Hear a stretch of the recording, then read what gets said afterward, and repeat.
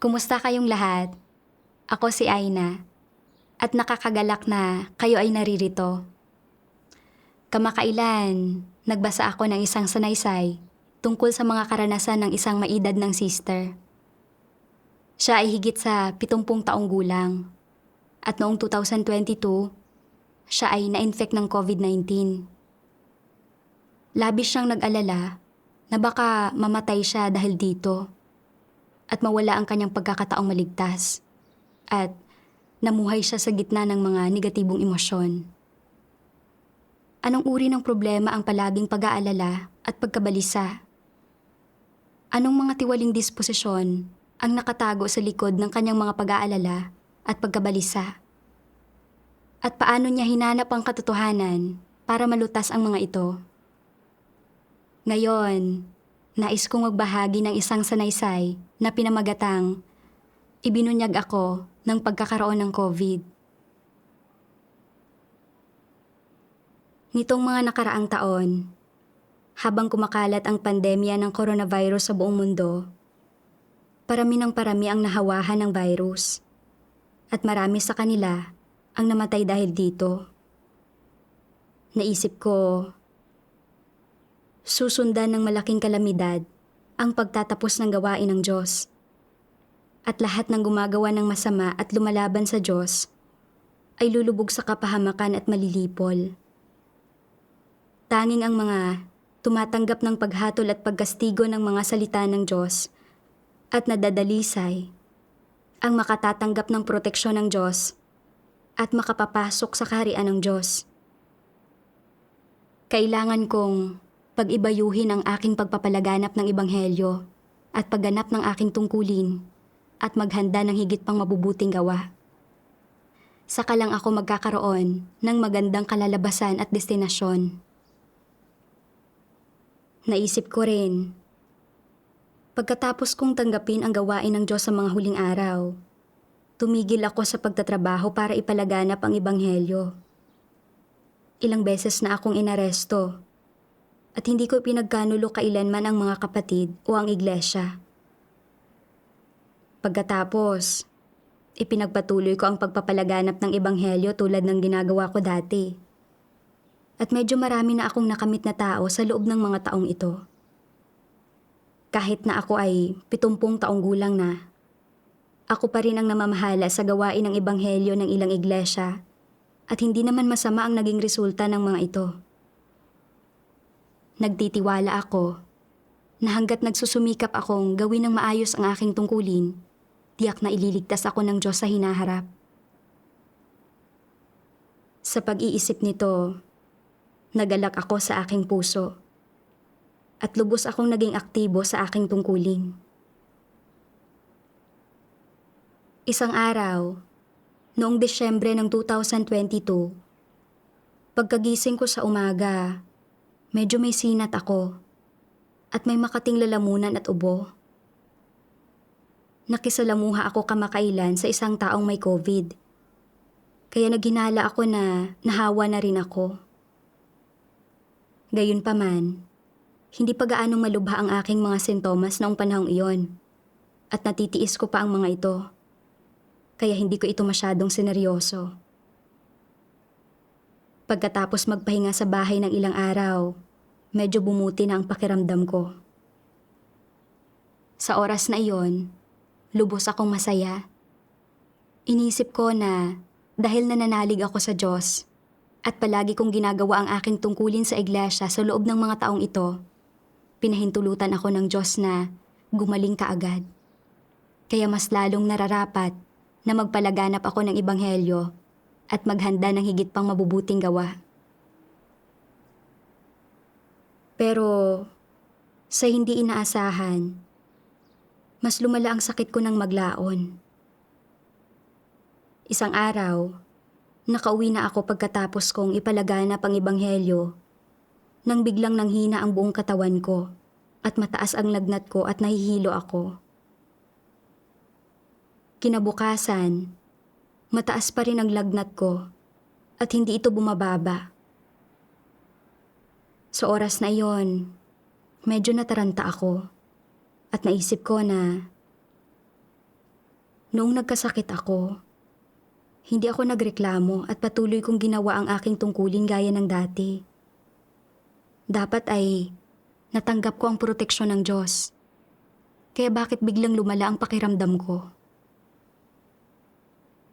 Mula noong lumaganap ang coronavirus, maraming tao sa buong mundo ang namatay. Marami sa kanila ay matatanda. Kapag patuloy na lumala ang kalagayan ko, mamamatay din ba ako? Sa loob ng ilang araw na iyon, uminom ako ng gamot para bumaba ang lagnat ko. Pero nanatili itong mataas. Nakaramdam ako ng pagod at patuloy na inuubo. Lalo na noong marinig ko na namamatay sa COVID ang matatandang kilala ko.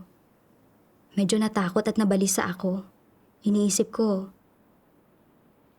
malapit nang matapos ang gawain ng Diyos.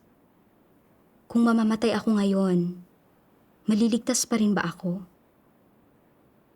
Masasayang ba ang lahat ng ginugol ko sa mga taong ito? Mayroong ilang tao sa iglesia na hindi gumaganap ng anumang tungkulin. Paanong hindi pa sila nahawa? Samantala, isinakripisyo ko ang aking pamilya at propesyon. At palagi kong ginagampanan ang aking tungkulin. At nagdusa ako ng husto at nagbayad ng malaking halaga. Bakit hindi ako pinrotektahan ng Diyos? Sa pag-iisip nito, hindi ko maiwasang masiraan ang loob. Bagamat wala akong sinabi at ipinagpatuloy ko ang paggawa ng aking tungkulin, nawala ng sigla ang puso ko at ayaw kong magdusa o magbayad ng halaga sa aking tungkulin. Nang kausapin ako ng leader tungkol sa paglalagay sa akin bilang tagapamahala sa gawain ng ebanghelyo ng ilang iba pang mga iglesia, medyo hindi ako nasiyahan tungkol dito. Naisip ko na mas mahalaga na panatilihing maayos ang kalusugan ko. Kung kailangan kong mag-alala tungkol sa napakaraming bagay, hindi na ito kakayanin ng aking katawan. At saka, hindi pa ako tuluyang nakakabawi sa huling pakikipaglaban ko sa COVID. Kapag nahawa ulit ako, baka hindi ko nakayanin. Sa paggawa ko ng aking tungkulin pagkatapos noon, sa tuwing nilalamig at inuubo ako, natatakot ako na baka lumala ang mga ito at madalas akong nag-aalala at natatakot. Napagtanto ko na hindi tama ang kalagayan ko at nanalangin ako sa Diyos. Diyos ko, pinahintulutan mo akong magkaroon ng ganitong sakit. Ngunit may mga hinihingi ako sa iyo at hindi ako kailanman makapagpasakop. Pakigabayan mo ako na magpasakop sa iyong mga pamamatnugot at pagsasaayos at hanapin ang katotohanan at matuto ng mga aral mula rito. Pagkatapos magdasal, nabasa ko ang ilan sa mga salita ng Diyos. Kapag ang mga tao ay hindi lubos na naiintindihan o hindi nauunawaan, natatanggap o nakapagpapasakop sa mga kapaligirang pinamamatnugutan ng Diyos at sa kanyang kataas-taasang kapangyarihan, at kapag ang mga tao ay nahaharap sa iba't ibang paghihirap sa kanilang pang-araw-araw na buhay, o kapag ang mga paghihirap na ito ay lampas na sa kayang tiisin ng pangkaraniwang tao, hindi nila namamalayan na nakadarama sila ng iba't ibang uri ng pag-aalala at pagkabalisa at maging ng pagkabagabag. Hindi nila alam kung ano ang mangyayari bukas o sa susunod na araw o kung ano ang mangyayari sa mga bagay-bagay sa mga susunod na ilang taon o kung ano ang kanilang kinabukasan. Kaya sila ay nababagabag, nababalisa at nag-aalala sa kung ano-anong bagay. Ano ang konteksto kung saan ang mga tao ay nababagabag, nababalisa, at nag-aalala sa kung ano-anong bagay? Ito ay ang hindi nila pananalig sa kataas-taasang kapangyarihan ng Diyos. Ibig sabihin, hindi nila magawang manalig at lubos na maunawaan ang kataas-taasang kapangyarihan ng Diyos.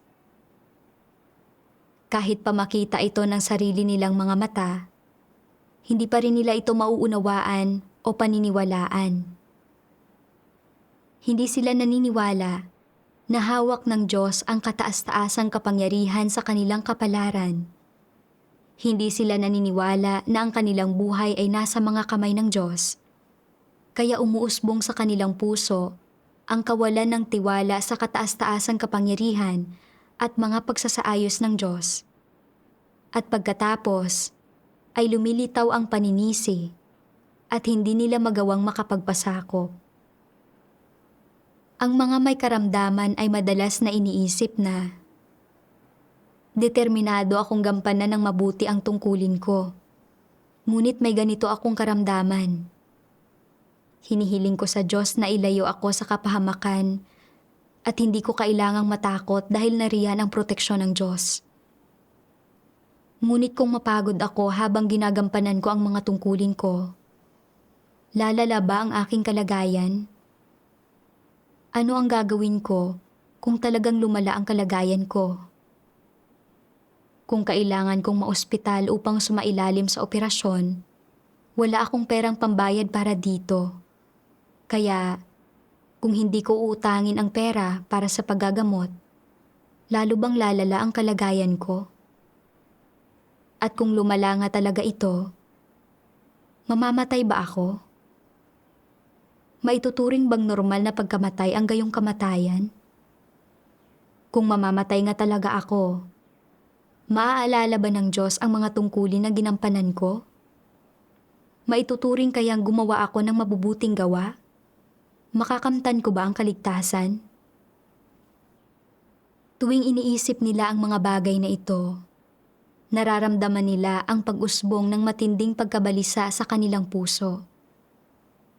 Kahit na hindi sila kailanman tumitigil sa pagganap ng kanilang tungkulin at palagi nilang ginagawa ang dapat nilang gawin, palagi nilang iniisip ang kanilang karamdaman, kalusugan, hinaharap, at ang tungkol sa kanilang buhay at kamatayan.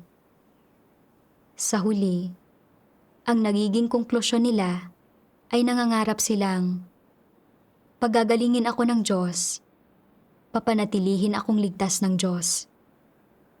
Hindi ako aabandonahin ng Diyos at hindi babaliwalain ng Diyos kung makikita niyang nagkakasakit ako.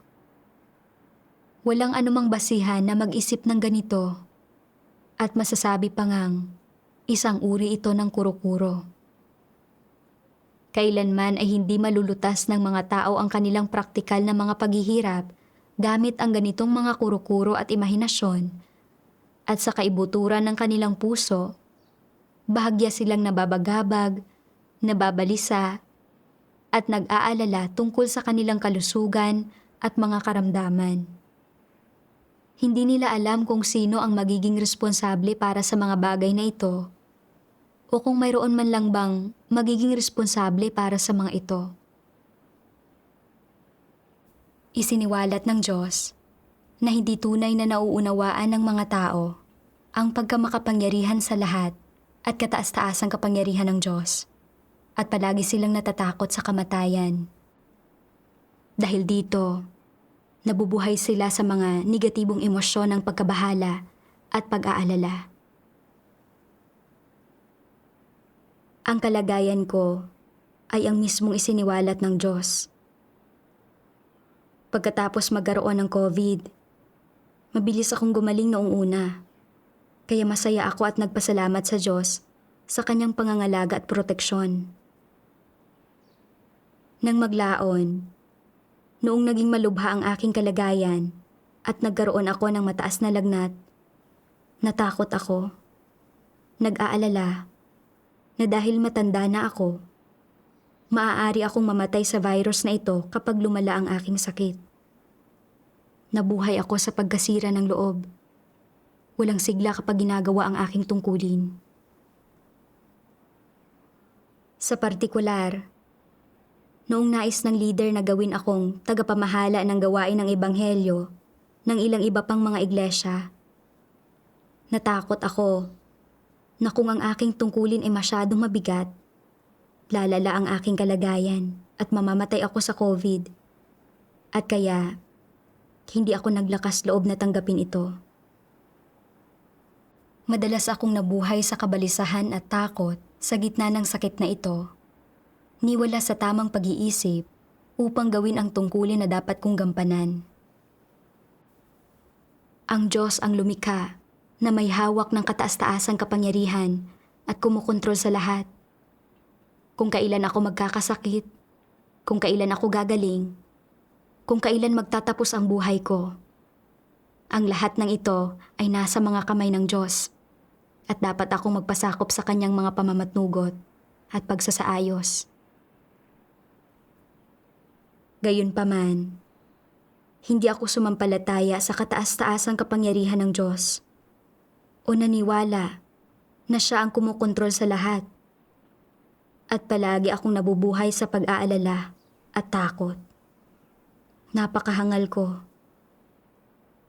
Pinahintulutan ako ng Diyos na magdusa sa sakit na ito at dapat kong hanapin ang katotohanan at matuto ng mga aral mula rito. Kung palagi akong mabubuhay sa ganitong damdamin ng pagiging negatibo, kapag kinaharap ko na talaga ang kamatayan isang araw, magrereklamo pa rin ako. Mali ang pagkakaunawa at sinisisi ang Diyos habang nagsasabi pa nga ng mga salitang lumalaban sa Kanya na Kanyang kamumuhian at kukundinahin. Sa pag-iisip nito, natakot ako at naramdaman ko rin na kailangan kong magmadali at gusto kong hanapin ang katotohanan at lutasin ang kalagayang ito. Habang naghahanap, nabasa ko ang isang sipi ng mga salita ng Diyos.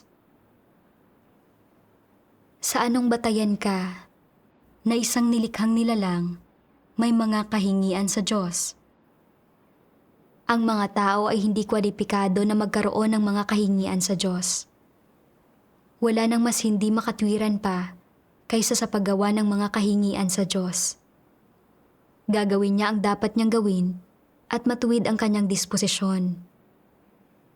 Ang katuwiran ay walang kinalaman sa pagiging makatarungan o makatwiran. Hindi ito egalitarianismo o pagbibigay sa iyo ng nararapat sa iyo alinsunod sa gawaing natapos mo o binabayaran ka para sa anumang gawaing natapos mo o ibinibigay sa iyo ang nararapat sa iyo ayon sa kung gaano ka nagsisikap.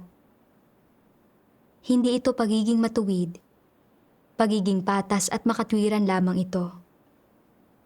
Kakaunting tao lamang ang may kakayahang malaman ang matuwid na disposisyon ng Diyos. Ipagpalagay ng inalis ng Diyos si Job matapos siyang magpatotoo para sa kanya. Magiging matuwid ba ito? Sa katunayan, oo. Bakit ito tinatawag na pagiging matuwid? Ano ang tingin ng mga tao sa pagiging matuwid? Kung ang isang bagay ay nakaayon sa mga kuro-kuro ng mga tao, napakadali para sa kanila ang sabihin na matuwid ang Diyos. Gayunman, kung hindi nila nakikita na nakaayon ang bagay na iyon sa kanilang mga kuro-kuro, kung ito ay isang bagay na hindi nila kayang unawain, mahihirapan silang sabihin na matuwid ang Diyos. Kung winasak ng Diyos si Job noon, hindi masasabi ng mga tao na siya ay matuwid. Gayunpaman, sa totoo lang, kung ang mga tao man ay nagawang tiwali o hindi, at kung lubos man silang nagawang tiwali o hindi, kailangan bang bigyang katwiran ng Diyos ang kanyang sarili kapag nilipol niya sila? Kailangan ba niyang ipaliwanag sa mga tao kung sa anong batayan niya ginagawa ito? Kailangan bang sabihin ng Diyos sa mga tao ang mga tuntuning inordinan niya? Hindi na kinakailangan.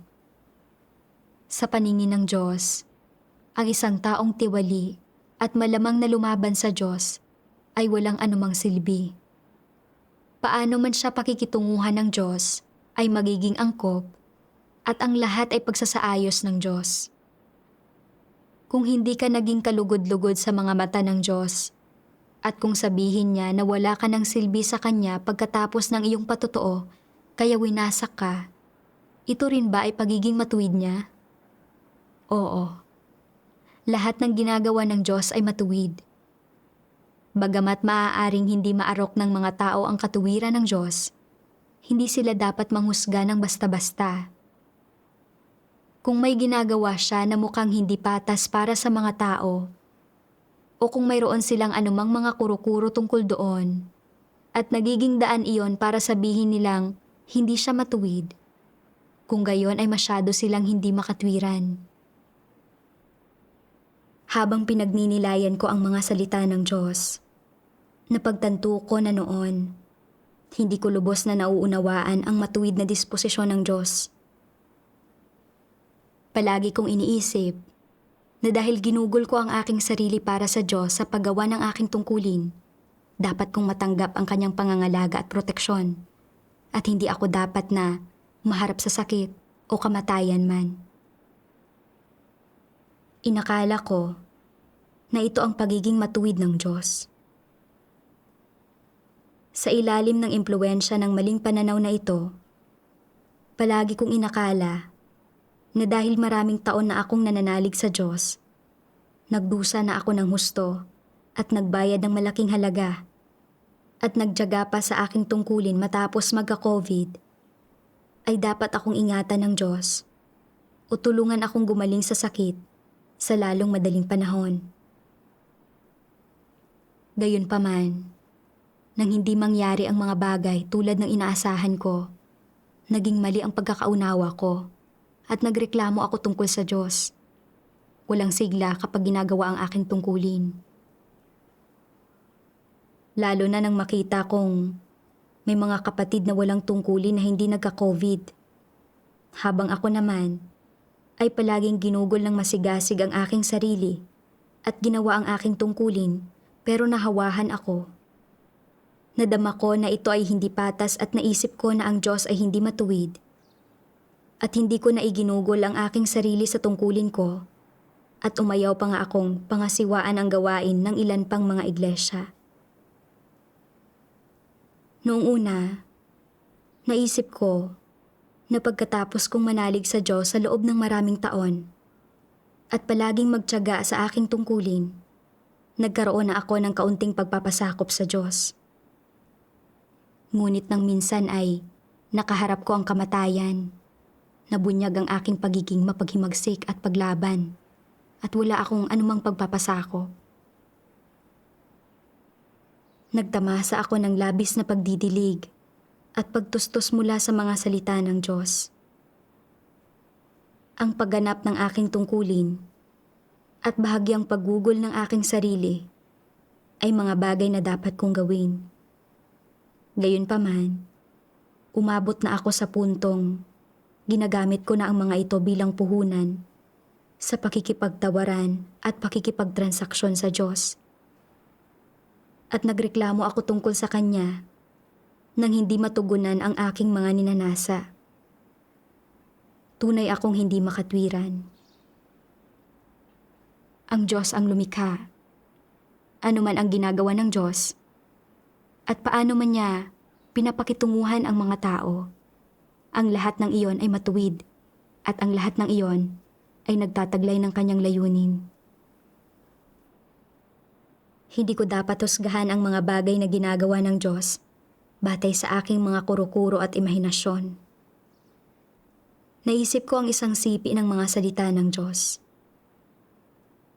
Hindi ba't kahangalan na mabagabag, mabalisa, at mag-alala sa mga bagay na hindi naman ikaw ang makapagpapasya? Oo. Dapat ay lutasin ng mga tao ang mga bagay na kaya nilang lutasin. At para naman sa mga bagay na hindi nila kayang gawin, dapat nilang hintayin ang Diyos. Dapat magpasakop ng tahimik ang mga tao at humingi sa Diyos ng proteksyon. Ito ang kaisipang dapat taglayin ng mga tao.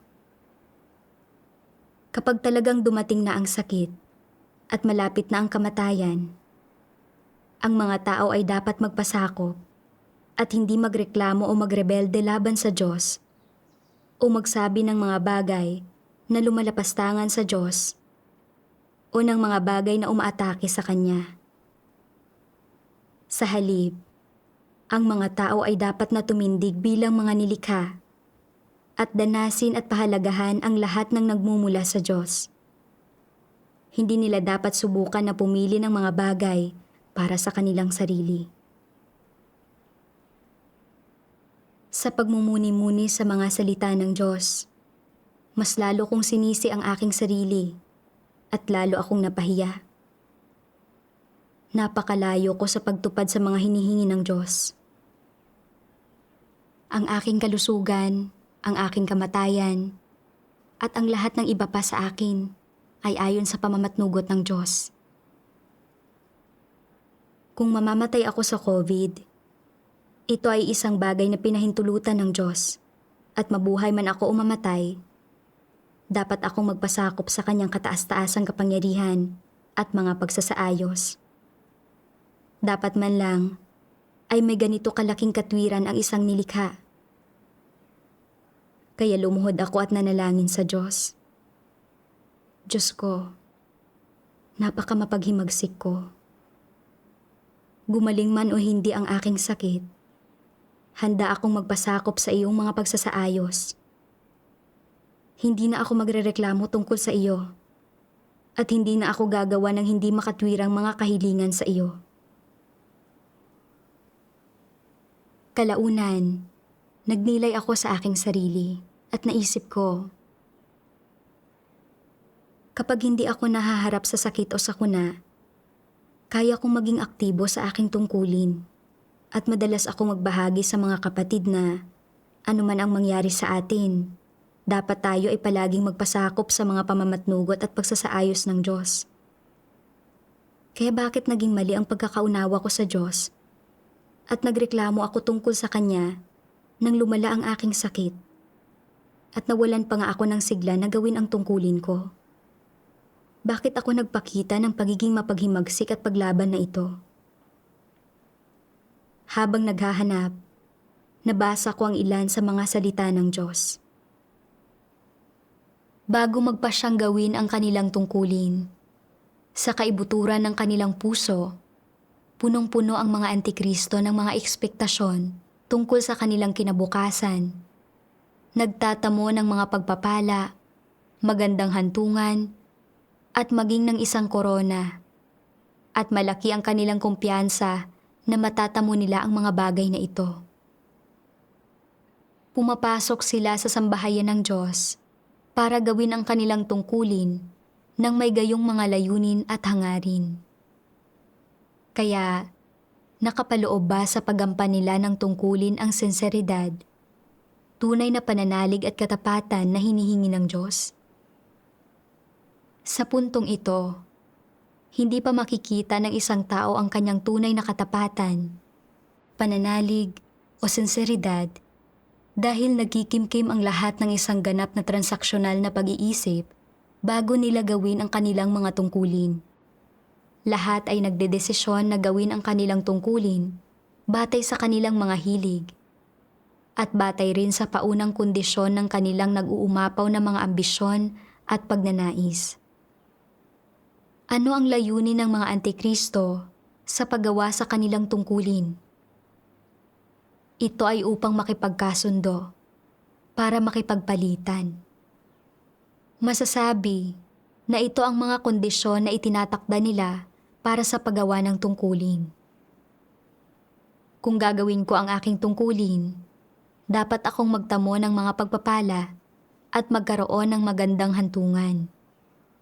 Dapat kong makamit ang lahat ng pagpapala at pakinabang na sinabi ng Diyos na inihanda para sa sangkatauhan. Kung hindi ko makakamit ang mga ito, hindi ko gagawin ang tungkuling ito. Pumapasok sila sa sambahayan ng Diyos para gawin ang kanilang tungkulin nang may mga gayong layunin, ambisyon at pagnanais. Tila mayroon silang kaunting sinseridad. At syempre, para sa mga bagong mananampalataya at sa mga kakasimula pa lang na gawin ang kanilang tungkulin, Maaari din itong tawagin na kasigasigan. Ngunit walang tunay na pananalig o katapatan dito. Mayroon lamang antas ng kasigasigan. Hindi ito matatawag na sinseridad. Kung titingnan ang saloobing ito ng mga antikristo sa paggawa sa kanilang tungkulin, ito ay ganap na transaksyonal at puno ng kanilang mga pagnanais sa mga pakinabang tulad ng pagtatamo ng mga pagpapala, pagpasok sa kaharian ng langit, pagkakamit ng korona, at pagtanggap ng mga gantimpala. Kaya, sa panlabas, bago mapatalsik, mukhang maraming antikristo ang gumagawa ng tungkulin nila at mas marami na nga silang tinalikuran at pinagdusahan kaysa sa karaniwang tao. Ang iginugugol nila at ang halagang ibinabayad nila ay kapantay ng kay Pablo. At hindi rin masasabi na hindi sila gaanong abala kumpara kay Pablo. Isa itong bagay na nakikita ng lahat. Sa usapin ng pag-uugali nila at ng kagustuhan nilang magdusa at magbayad ng halaga, nararapat na wala silang makuha. Gayunpaman, hindi tinatrato ng Diyos ang isang tao batay sa panlabas niyang pag-uugali, kundi batay sa diwa niya, sa disposisyon niya, sa kung ano ang ibinubunyag niya, at sa kalikasan at diwa ng bawat bagay na ginagawa niya. Kapag hinuhusgahan at tinatrato ng mga tao ang iba, tinutukoy nila kung sino ang mga tao batay lamang sa panlabas na kilos ng mga ito, kung gaano nagdurusa ang mga ito, at kung anong halaga ang ibinabayad ng mga ito, at isa itong mabigat na pagkakamali. Sa isiniwalat ng Diyos, sa wakas ay naunawaan ko na noong ginagawa ko ang aking tungkulin at masigasig kong ginugugol ang aking sarili sa loob ng mga taong ito, hindi ko tunay na isinaalang-alang ang mga layunin ng Diyos at ginawa ang aking tungkulin bilang isang nilikha. At hindi rin ito nagmula sa aking sinseridad o pagkamatapat sa Diyos. Sa halip, ginamit ko ang paggawa ko ng aking tungkulin bilang isang kasangkapan at isang bagay sa pakikipagtawaran upang matugunan ang pagnanasa kong magtamo ng mga pagpapala. Ginawa ko ito para mabuhay ako sa hinaharap at magtamasa ng walang hanggang pagpapala. Nang makita ko na sunod-sunod na nagaganap ang mga sakuna at malapit nang matapos ang gawain ng Diyos, binati ko ang sarili ko. Iniisip na dahil tinalikuran at ginugol ko ang aking sarili para sa Diyos at ginampanan ko ang aking tungkulin, tiyak na matatanggap ko ang kanyang proteksyon at mabubuhay ako. Gayunpaman, nang magka-COVID ako at lumala ang aking kondisyon, nag-alala ako na dahil matanda na ako, baka mamatay ako sa virus na ito. Kaya nasiraan ako ng loob at nadismaya at nawala ang aking pananampalataya. Sinimulan ko pang gamitin ang tinatawag kong kapital para mga tuwiran sa Diyos. Iniisip na dahil nagdusa ako ng husto sa aking tungkulin at nagbunga ng mga resulta sa pagpapalaganap ng Ebanghelyo, dapat akong protektahan ng Diyos. Nang hindi nangyari ang mga labis-labis kong ninanasa, inisip ko na hindi ako pinoprotektahan ng Diyos at hindi patas ang pagtrato niya sa akin at wala akong sigla kapag ginagawa ko ang aking tungkulin. Nang mabunyag ang mga katotohanan, sa wakas ay nakita ko na mula nang magsimula akong manalig sa Diyos, ginagawa ko na ito upang makakuha ng mga pagpapala. Paulit-ulit kong sinabi na nananalig ako sa Diyos, na ang pagganap ng aking tungkulin ay ganap na natural at makatwiran, pero ang totoo, ginagamit at dinadaya ko ang Diyos. Talagang naging makasarili at mapanlin lang ako. Naisip ko si Pablo, na naglakbay sa halos buong Europa upang ipalaganap ang ebanghelyo noong kapanahunan ng biyaya. Nagtitiis ng maraming pagdurusa at nagpapabalik loob ng maraming tao. Gayunpaman, ang kanyang paggugol at pagdurusa ay lahat para makapasok siya sa kaharian ng langit at magkamit ng mga gantimpala. Ito ay transaksyon at pandaraya. At hindi lamang hindi sinang-ayunan ng Diyos ang kanyang paggugol, labis niya rin itong kinasuklaman. Sa huli, sa halip na pagpalain ng Diyos, pinarusahan si Pablo. Ang disposisyon ng Diyos ay matuwid at banal. At kapag tinutukoy niya ang ating kalalabasan at destinasyon, hindi siya humahatol batay sa kung gaano tayo nagdurusa at gumagawa sa panlabas o kung gaano karaming magandang pag-uugali ang ipinapakita natin. Sa halip, ito ay nakabatay sa kung nakamit ba natin ang katotohanan at kung nagbago ba ang ating disposisyon. Kung palagi kong nais na magkaroon ng magandang kalalabasan at destinasyon, kapalit ng pagpapakaabala at paggugol ng aking sarili, hindi hinahangad ang katotohanan o nililinis ang aking katiwalian, ang aking kalalabasan ay magiging katulad ng kay Pablo. Ititiwalag ako ng Diyos at parurusahan. Ang kabiguan ni Pablo ay nagsisilbing paalala at babala para sa akin. Pagkatapos, naisip ko kung paanong inilalagay ng Diyos ang kanyang buong puso sa pagliligtas sa sangkatauhan. Ginugugol ang lahat ng kanyang pagsisikap at binabayaran ang lahat ng halaga. Lahat habang hindi kailanman nangangailangan o humihingi ng anuman mula sa atin. Sobrang walang pag-iimbot ang Diyos. Samantala, natamasa ko ang lahat ng ipinagkaloob sa akin ng Diyos nang hindi ko kailanman isinasaalang-alang ang kanyang mga layunin. Nakikipagtransaksyon pa ako sa Diyos kapag ginagawa ko ang aking tungkulin para makatanggap ng magandang destinasyon.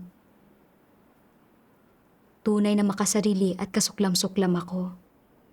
Itinuring ko ang Diyos bilang isang tao na pwedeng gamitin at dayain. Dahil sa paraan na ginugol ko ang aking sarili, paano hindi ito kasusuklaman at kamumuhian ng Diyos?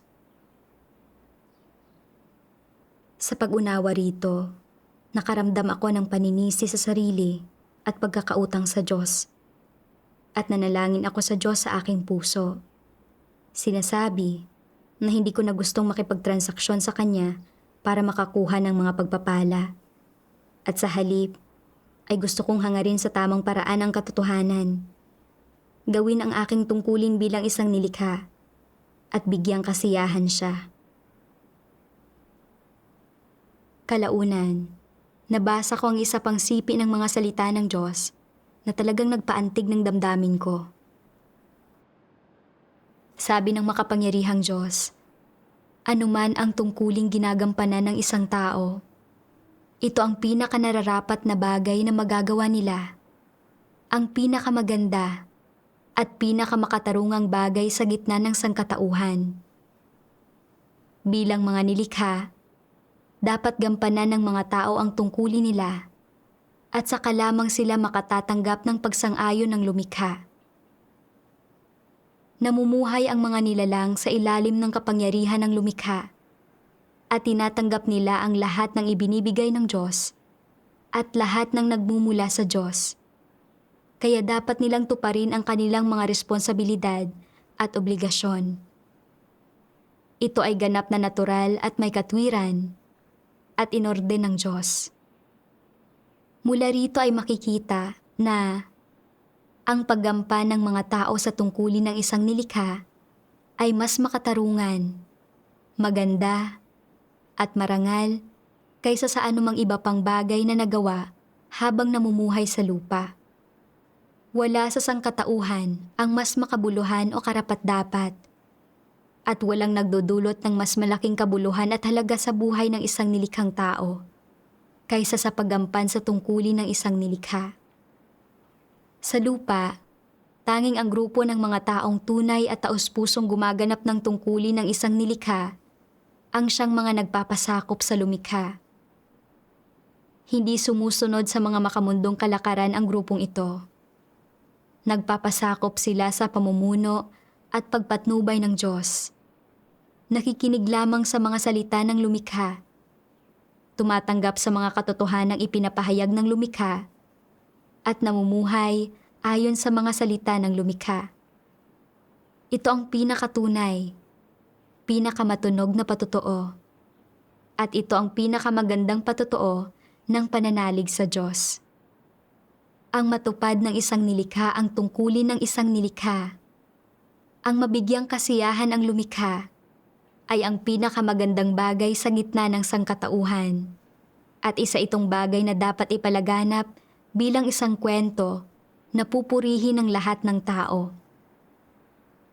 Anumang ipinagkakatiwala ng lumikha sa mga nilikha ay dapat nilang tanggapin ng walang kondisyon. Para sa sangkatauhan, ito ay isang usapin ng kapwa kaligayahan at pribilehiyo. At para sa lahat ng tumutupad sa tungkulin ng isang nilikha, wala nang ibang mas maganda o karapat-dapat sa pagpaparangal. Ito ay isang positibong bagay. Bilang isang nilikha, kapag humarap ang isang tao sa lumikha, kailangan niyang gampanan ang kanyang tungkulin. Ito ay isang bagay na talagang nararapat gawin at dapat niyang tuparin ang responsibilidad na ito. Sa batayan na ginagampanan ng mga nilikha ang kanilang mga tungkulin, nakagawa ang lumikha ng mas higit na dakilang gawain sa sangkatauhan at isinakatuparan niya ang isang karagdagang yugto ng gawain sa mga tao. At anong gawain iyon? Tinutustusan niya ang sangkatauhan ng katotohanan na tinutulutan silang makamit ang katotohanan mula sa kanya habang ginagampanan nila ang kanilang mga tungkulin at sa ganoong paraan ay naiwawaksi ang kanilang mga tiwaling disposisyon at nadadalisay sila.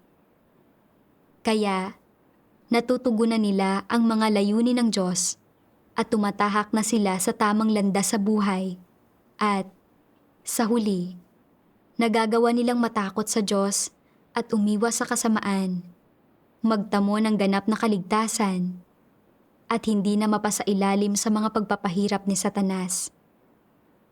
Ito ang epektong gusto ng Diyos na makamtan ng sangkatauhan sa huli, sa pamamagitan ng paggampan nila sa kanilang mga tungkulin.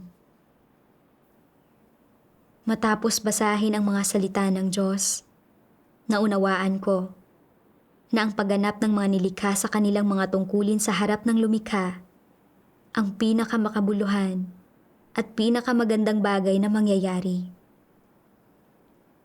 Ito ay katulad ng pagiging mabuti ng mga anak sa kanilang mga magulang. Ito ay isang responsibilidad at obligasyon na dapat gampanan ng mga tao nang walang anumang transaksyon o hinihingi. Higit sa lahat, sa pagtupad ng ating mga tungkulin, inihahanda ng Diyos ang iba't ibang pangyayari na magbubunyag ng ating mga katiwalian at pagkukulang na nagpapahintulot sa atin na hanapin ang katotohanan, maunawaan ang ating sarili, lutasin ang ating mga tiwaling disposisyon, husgahan ang mga tao at mga bagay batay sa kanyang mga salita, hindi na magdusa sa katiwalian at pinsala ni Satanas, at sa huli, ay makamit ang kaligtasan. Ito ang layunin ng Diyos. Sa paglipas ng mga taon, ilang beses na akong inaresto ng pulis at sa gitna ng aking pasakit, ang mga salita ng Diyos ang nagbigay liwanag at gumabay sa akin. Na nagbigay sa akin ng pananampalataya at lakas at pinahintulutan akong madaig ang kalupitan ng mga demonyong iyon. Gayon din, nang itaas ko ang sarili ko at magpakitang gilas ako sa aking tungkulin na nagbunyag ng isang mapagmataas na disposisyon, ang Diyos ang nagbigay ng mga pangyayari para kastiguhin at disiplinahin ako. Sa inilantad ng kanyang mga salita, nagkaroon ako ng kaunting pangunawa sa aking sarili at nagawa kong magsisi kaagad sa kanya. Ang lahat ng ito ay pagliligtas ng Diyos. Napakaraming pagsisikap ang ginawa ng Diyos sa akin. Ngunit hindi ko hinangad ang katotohanan o sinuklian ang kanyang pag-ibig. Nagtuon lang ako sa mga pagpapala kapag ginagawa ko ang aking tungkulin. Wala talaga akong konsensya. Noong magkasakit ako sa pagkakataong ito, pagkatapos hanapin ang katotohanan at pagnilayan ang sarili, sa wakas ay nakita ko ng malinaw ang aking kasuklam-suklam na motibo sa paggawa lamang ng aking tungkulin upang makakuha ng mga pagpapala sa loob ng mga taon na ito. Nagkaroon din ako ng kaunting pag-unawa sa aking tiwaling disposisyon. Ang lahat ng ito ay pagliligtas sa akin ng Diyos. Ngayon, binigyan ako ng Diyos ng hininga at hinayaan akong mabuhay. At ito ang kanyang awa at biyaya. Kailangan kong bitiwan ang aking hangarin na magtamo ng mga pagpapala at kailangan kong gawin ng maayos ang aking tungkulin. Nang maglaon, nagbasa pa ako ng mga salita ng Diyos. Para sa sino mang isinilang sa mundong ito, ang kanilang kapanganakan ay kinakailangan at ang kanilang kamatayan ay hindi maiiwasan. Walang sino mang makakalampas sa kaganapang ito. Kung nais ninuman na lisanin ang mundong ito nang hindi nasasaktan, kung nais ng isang tao na harapin ang huling sugpungan ng buhay na walang pag-aatubili o pag-aalala, ang tanging paraan ay ang lumisan ng walang mga panghihinayang. At ang tanging paraan ng paglisan na walang mga panghihinayang ay ang makilala ang kataas-taasang kapangyarihan ng lumikha, ang makilala ang kanyang awtoridad, at ang magpasakop sa mga ito. Tanging sa ganitong paraan, maaaring manatiling malayo mula sa mga alitan ng tao, mula sa kasamaan, mula sa pang-aalipin ni Satanas, at tanging sa ganitong paraan, maaaring mabuhay ang isang tao na tulad ni Job, na ginagabayan at pinagpapala ng lumikha, isang buhay na malaya at hindi nakagapos, isang buhay na may kahalagahan at kahulugan, isang buhay na tapat at bukas puso. Tanging sa ganitong paraan, maaaring magpasakop ang isang tao, tulad ni Job, sa mga pagsubok at pagkakait ng lumikha, at sa mga pamamatnugot at pagsasaayos ng lumikha. Tanging sa ganitong paraan, maaaring sambahin ng isang tao ang lumikha ng buong buhay niya at makamit ang kanyang papuri, gaya ng nangyari kay Job, at marinig ang kanyang tinig at makita siya.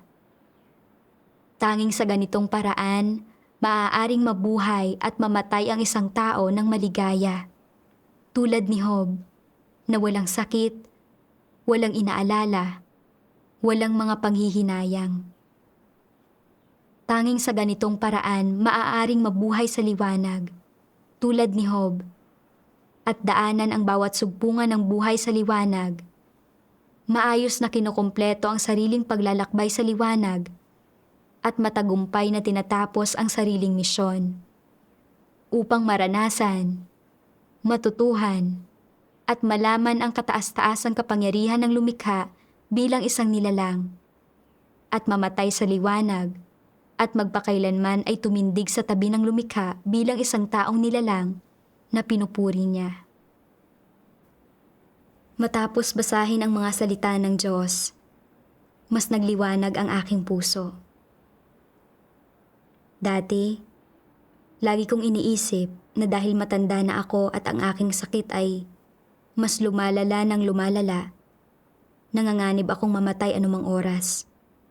At kung mamatay ako sa COVID, wala akong magandang kalalabasan o destinasyon. Mula sa mga salita ng Diyos, naunawaan ko na ang totoo, ang bawat tao ay mamamatay. Ngunit ang pagkamatay ng mga tao ay may iba't ibang kalikasan. Ang pagkamatay ng ilang tao ay nagpapakita na sila ay binunyag at itiniwalag ng Diyos, habang ang mga katawan ng iba ay maaaring patay na sa lupa, ngunit ang kanilang mga kaluluwa ay nailigtas. Tingnan mo si Job bilang halimbawa na may tunay na pananampalataya sa Diyos at nagawang purihin ang pangalan ng Diyos kahit sa gitna ng mga pagsubok at nagbigay ng tunay na patutuo sa harapan ng Diyos at nakumpleto ang kanyang misyon bilang isang nilikha. Nang mamatay si Job, wala siyang mga kabalisahan o takot at sa halip ay nasiyahan at nagpasalamat siya nang umalis siya sa mundo. Namatay ang kanyang katawan, ngunit nailigtas ang kanyang kaluluwa. Nariyan din si Pedro, na hinangad na mahalin at mapalugod ang Diyos sa buong buhay niya at nagawang magpasakop hanggang kamatayan sa harap ng mga pagsubok at kapighatian. Sa huli, siya ay ipinako ng patiwarik para sa Diyos na mabuting nagpatotoo at nagtamo ng pagsang-ayon ng Diyos. Ngayon, nauunawaan ko na ang pagkamatay ng katawan ng isang tao ay hindi nangangahulugan na magkakaroon siya ng hindi magandang kalalabasan at destinasyon. Ang mahalaga ay kung kaya ba niyang hangarin ang katotohanan at gampanan ang kanyang tungkulin bilang isang nilikha habang nabubuhay siya. Ito ang tunay na susi sa pagtukoy kung ang isang tao ay may maganda bang kalalabasan at destinasyon sa huli.